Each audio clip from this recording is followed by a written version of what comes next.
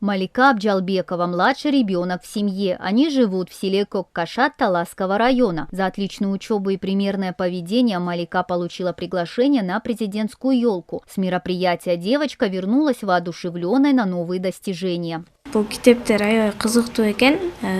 Я получила эти книги в подарок от президента, уже прочитала половину. Кроме того, было много сладостей. Я угостила своих братьев и всех одноклассников. Когда я вырасту, буду заботиться о своей маме, а еще хочу много путешествовать. Для этого я буду хорошо учиться. Малика учится в 7 классе. С особым упорством она изучает английский язык и компьютерную грамотность. В школе имени Атая Огумбаева для этого есть все условия. Это образовательное учреждение построили 8 лет назад, учитывая все потребности современного образования.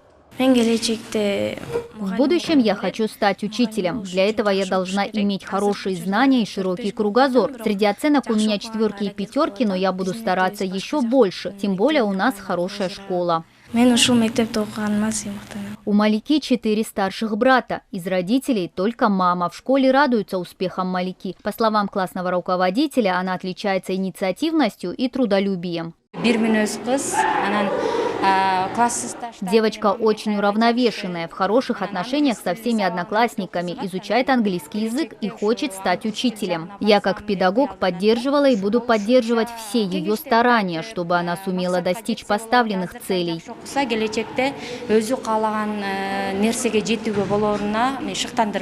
Отметим, что в этом году в президентской елке из Таласской области приняли участие 33 ребенка. Большинство – талантливые дети, которые воспитываются в многодетной семье, где только один родитель.